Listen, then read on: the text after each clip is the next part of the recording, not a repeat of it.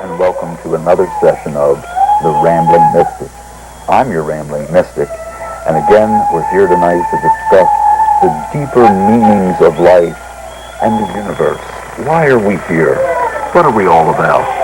Our two special guests tonight have put it all in a book called The Savior. What else?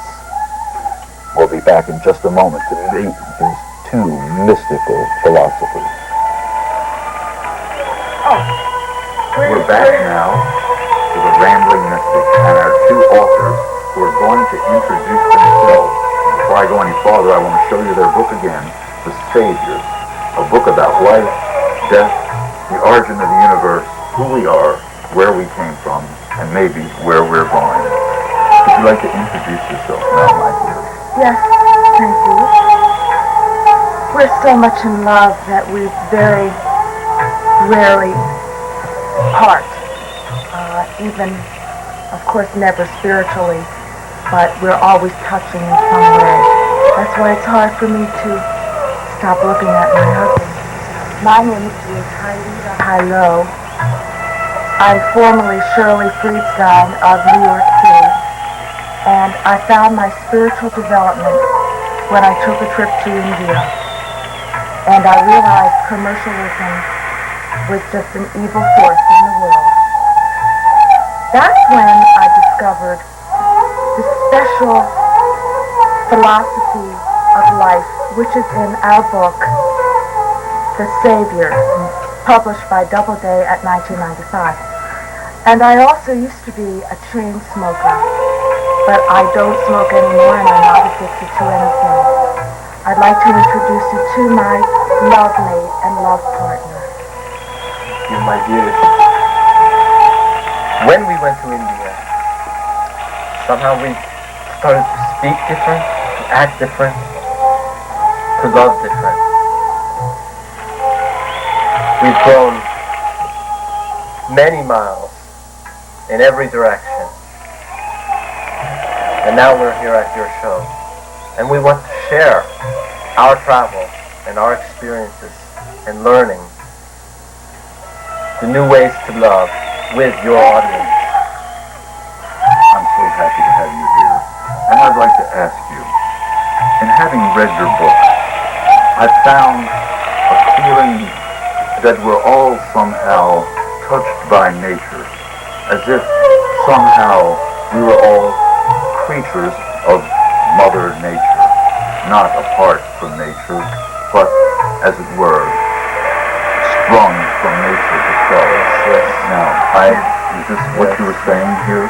In a way. Yes. In a way, yes. Explain that. We believe that everything is a natural force. Everything. With its own rhythm. Yes. Its own natural rhythm. Natural rhythm. Going Rhythm. step by step by step. By step. I see.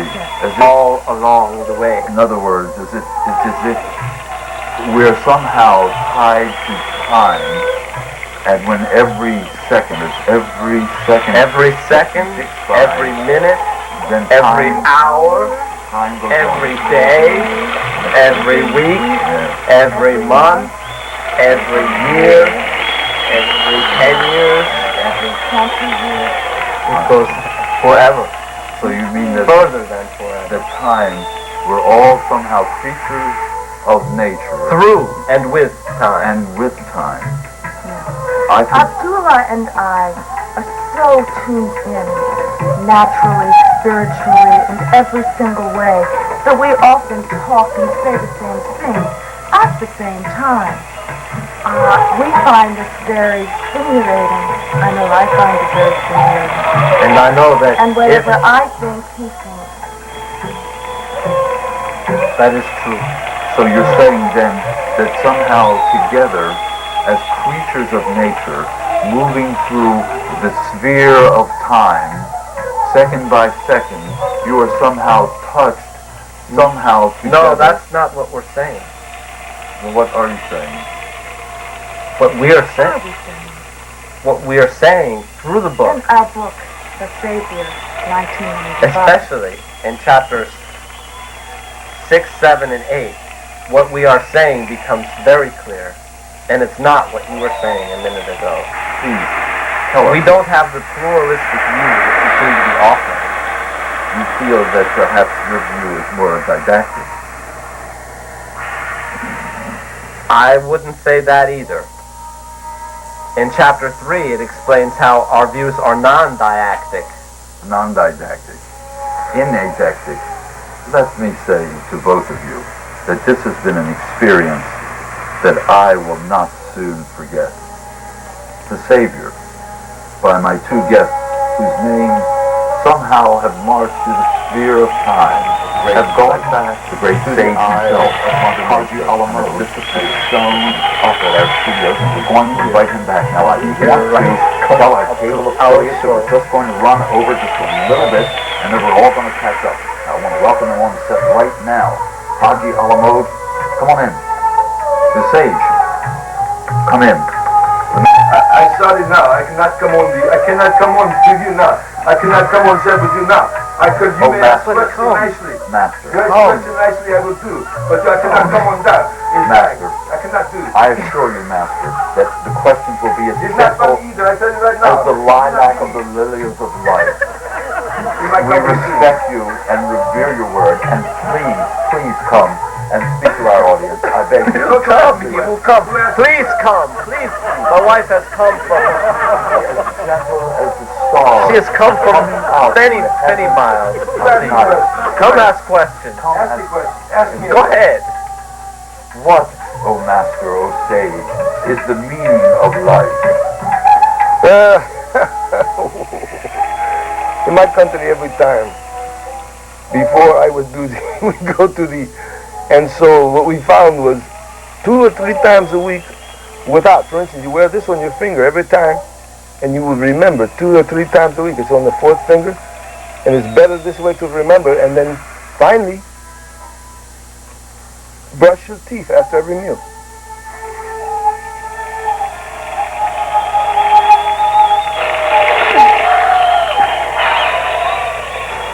I'm just so excited. I just don't know what to do or say. But I have a question. Will I ever stop being addicted to the cigarette even though I'm not smoking it? And if I do start to smoke again, will my husband still love me the way he loves me now? Who could believe the tobacco? Because in the first place, it was what we did. We used to chew the tobacco instead. And so what happened? Then it was more hard. Although we did not, because sometimes people, they took the tobacco, put it in the ear, and then sometimes going to another place, it was the Howdy Doody show. I love that show. I don't believe. And sometimes this with husbands. See, my husband's always felt the same way about this. And so what did I do? I took more advice, more and more and more advice. And so finally, what happened? Who could tell you this? You think I'm crazy? I would tell you this. You're crazy. I would tell you this. You would have pain. You think this? You're crazy to think I would tell you. Great sage, the success of our relationship is all riding on the sales of this book. Is there any hope for us, with or without the cigarettes? Book is my boy. No, of course my book is doing very good. Sometimes we say it in a different way in my country. But I want to mention this because I don't care about your book. I don't care. You see, this book, for instance, the Savior. But this is Jesus in India. Where else? Of course. Yeah, right there. That's right there. Who could believe you communist, capitalist swine? I don't believe half the time. Forget. You will forget. Sound. The way he says his word.